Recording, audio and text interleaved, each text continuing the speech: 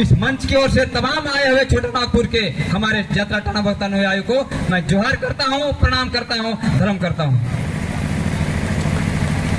ज्यादा तो कुछ नहीं बोलूंगा मैं, लेकिन ये आज का दिन जो है हम लोग जानते हैं कि ये जयंती समारोह है और आज का दिन सबसे बड़ी दिन यहाँ हमें यात्रा टाना भगत का, उनके रास्तों पे चलने का और उनके रास्ते पर चलने के लिए एक संकल्प लेने का भी दिन है, प्रतिज्ञा करने का भी दिन है।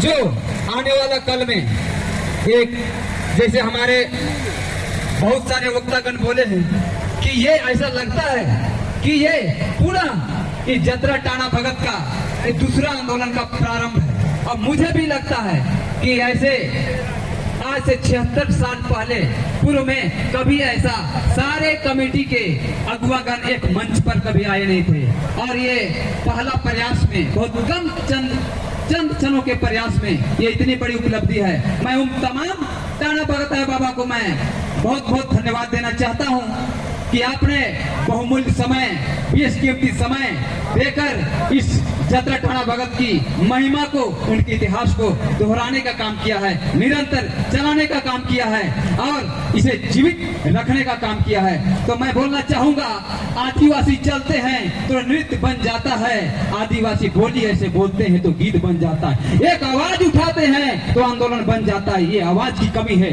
आज आंदोलन में, इस टाना भक्तों ने ठान लिया है। तो ये एक आवाज को उठाने का प्रयास हम फिर से करेंगे, जो कि यात्रा टाना भगत का आंदोलन 2 का रूप लेने वाला है। तो मैं बोलना चाहता हूं कि ये एक यात्रा टाना भगत एक विशेष यात्रा टाना भगत पूरा हिंदुस्तान, ये पूरा देश और दुनिया के लिए एक बहुत ही विशिष्ट इनका योगदान रहा है। और क्यों, वो मैं बताना चाहता हूं।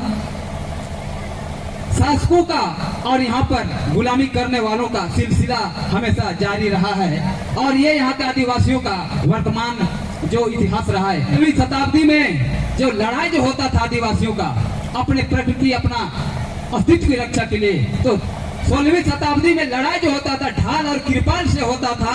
17वीं सदी में जब लड़ाई होता था तो तलवार की धार पर होता था और उसका जनक जैसे हमारे बुद्ध भगत हैं। और 18वीं शताब्दी में बिरसा मुंडा के तीर और कमान से लड़ाई हुआ और यात्रा टाना भगत ने 19वीं सदी में सच ईमान और सत्य अहिंसा और ईमान से लड़ाई लिया। तो ये बहुत बड़ी बात है कि लोगों ने हथियार से लड़ाई लड़ा और यात्रा टाना भगत ने सत्य और ईमान का लड़ाई लड़ा, जो कि अंग्रेजों के गोली और टाना भगत का बोली का काम किया। यह बहुत बड़ी बात है। और मैं इसमें बोलना चाहता हूं कि एक सच्चाई है कि गोली, बारूद, तोप, तलवारों से लड़ी नहीं जाती।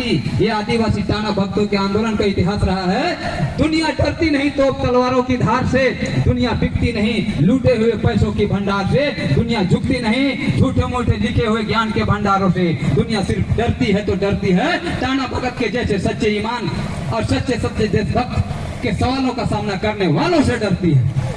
पूरा दुनिया डरती है, सिर्फ सच का सवाल करने वालों से डरती है। तो मैं इतनी चंद शब्दों के साथ मैं अपना वाणी को विराम करता हूँ। जय हिंद, जय भारत।